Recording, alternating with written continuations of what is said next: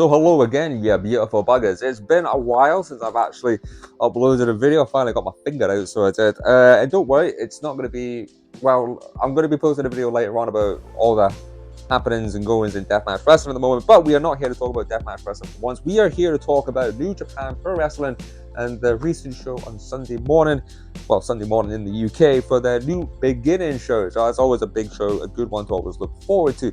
So I was working, unfortunately, on Sunday, so you can imagine when I said to my boss, could I get away early, because I really wanted to go watch this. No, I didn't watch the entire show. I ran home because I just wanted to watch the last two matches. Yeah, I haven't watched the Okada Tanahashi match. I need to go back and watch that. I've been told that's quite good.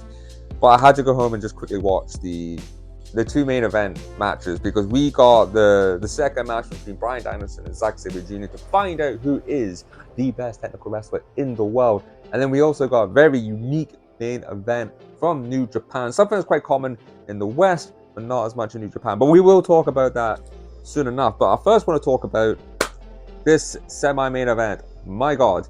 So a while ago, you guys would have seen that I done a video of the build-up towards Bryan Danielson versus Saber Jr. the first time they wrestled at Wrestle Dream. Idiot me forgot to do a fucking follow-up video for that. So, but once they announced the second match in Japan, but well, gotta watch it again, because these two, Jesus Christ, like, my God, a lot. There was so much technical wrestling in this. First off, this match went longer than the one in Wrestle Dream. This went over 30 minutes. It was 32 minutes, 46 seconds. I have no idea why I have the correct time for that. It's a bit sad.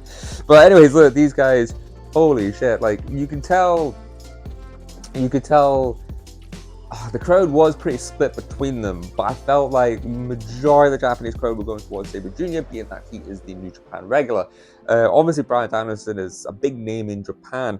And one point in this match as well, hearing the Japanese audience. Now, I don't know how many Westerners actually went over for this, because this is obviously a great match to go watch, and obviously what was happening in the main event too. So, obviously a lot of Westerners, I think, went over, but hearing the Japanese audience do Western chants, they started chanting, "This is awesome," and they also started chanting "Fight Forever" as well. Obviously, New Japan have recently uploaded AEW Dynamite content, so I reckon the Japanese audience probably learned it from that. They probably heard the fans, American fans, chanting it there, and they've done it here, which was weird to hear, because it's not often, most Japanese fans don't really chant like that. They usually they'll chant their names or stuff like that, but you never really get a "This is awesome" or a "Fight Forever" chant. Fight Forever chant at New Japan. Anyways, it was quite fun to hear. But as I say, this match, I loved the first match. Absolutely loved it. It was something I've been waiting for a long time. And the story at the end of that match was that Bryan Danielson won the first match with a Psycho knee strike and pinfall, where all the chat of this build for this match was talking about how technical and Zack Saber's obsession with having to try and tap out Bryan Danielson, because Saber's never actually, because one of his big other stories in Japan was over the years that he could never tap out Okada, and Bryan Danielson obviously tapped out Okada in their first match. Forbidden Door? I think it was Forbidden Door. Anyways, but these two guys, holy shit, it's like, if you want to watch really good grappling, if you want to watch very creative reversals and holds and stuff I've generally never actually seen before, and the way these guys bend and stretch each other, I know that sounds quite wrong to say that, but you need to go watch this match. This is a match of the year contender for me, personally.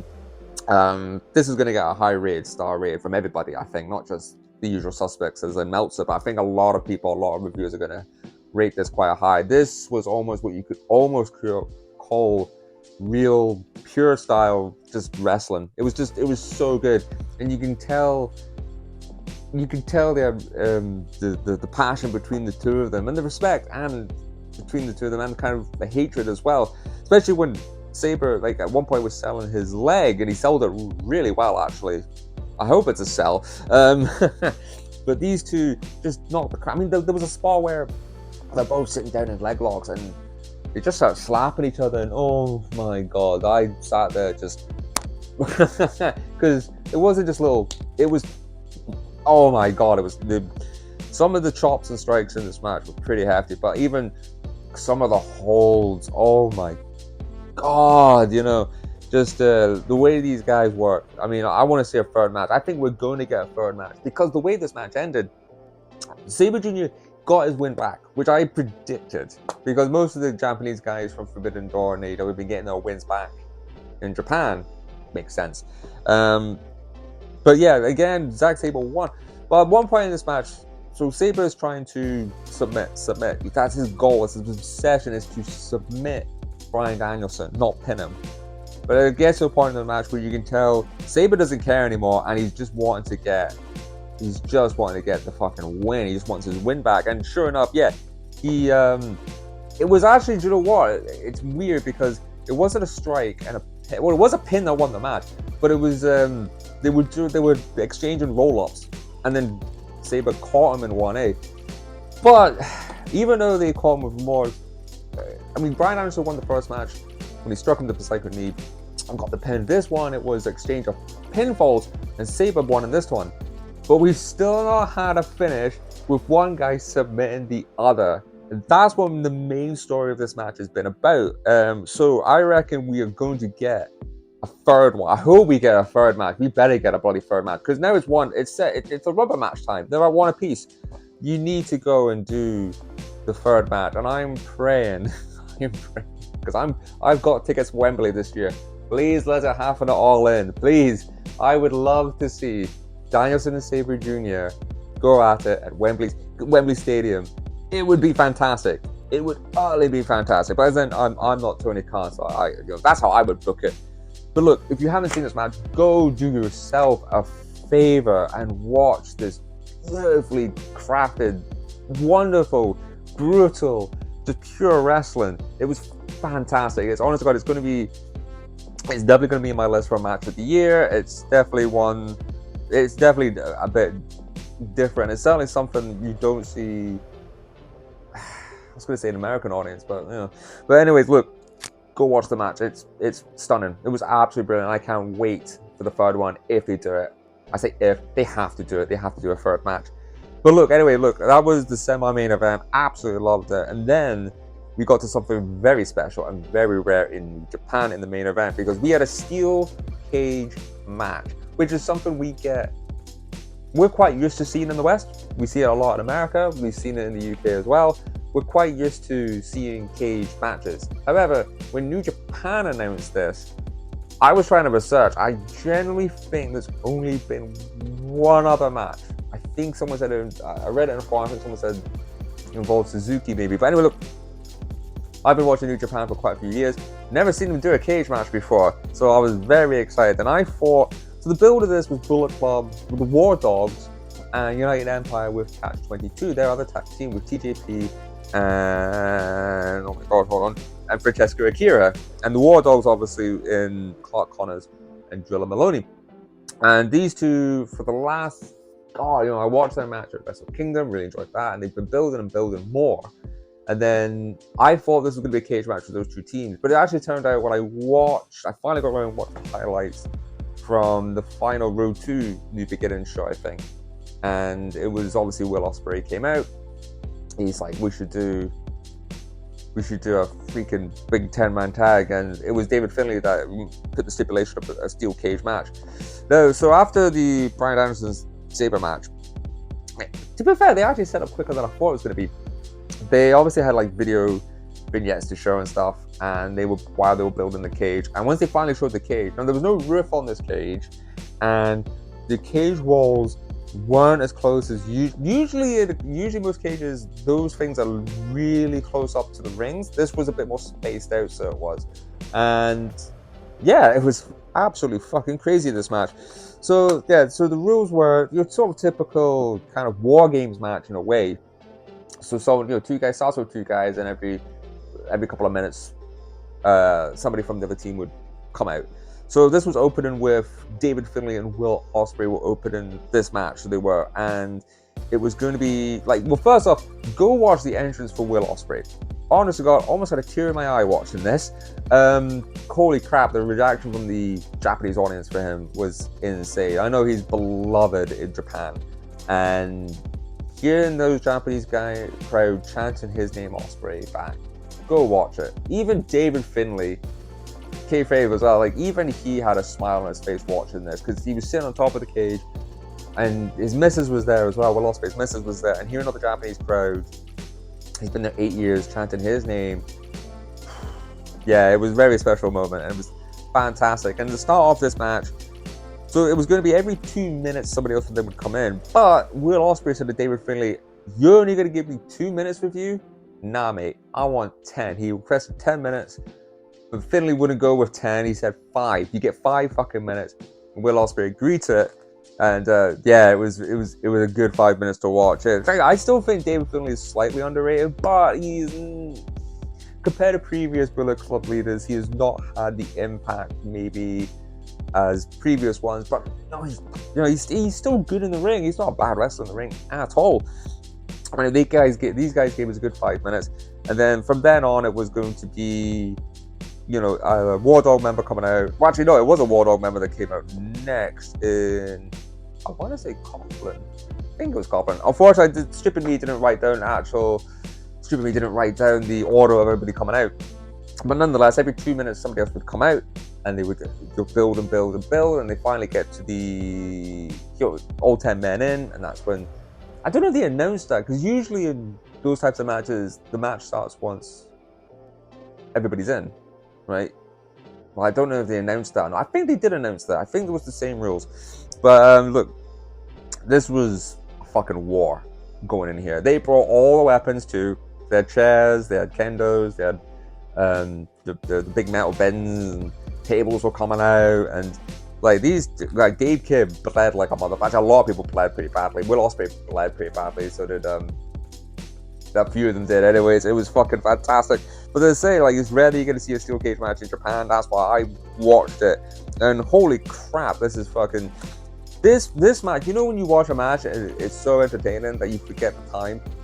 In Japan, obviously, we know they love to announce how much time has passed, and I remember just watching it, loving the match, and the announcer announces 50 minutes had passed, and I went, 50?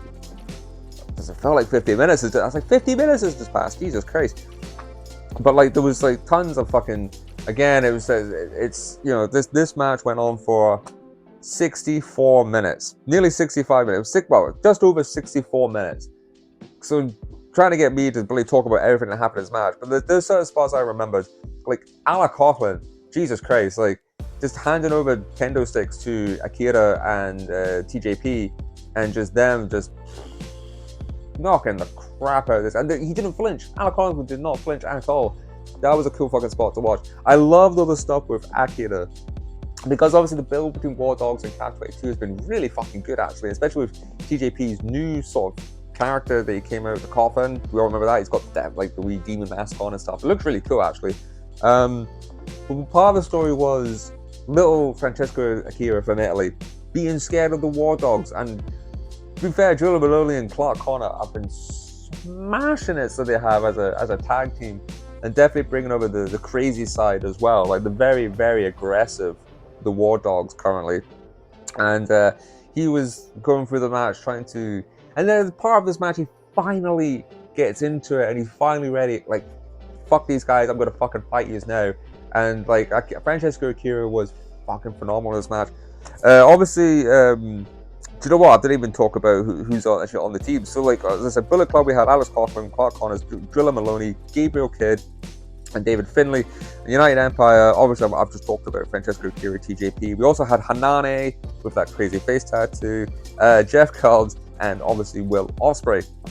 And, there was Ghetto obviously was out there, and then at some point Ghetto's going to get involved. There was handcuffs involved. Obviously Ghetto opening the door. He got battered though because Great Okan then came out to sort of try and level up that whole thing. But the strange thing about that was a lot of the guys were handcuffed, like Jeff Cobbs, Hanane, quite a few of the United Empire guys were handcuffed to the cage near the end, and you thought well, he's got the keys, you're going to release the rest of them. That never kind of happened. That kind of confused me a little bit, so it did.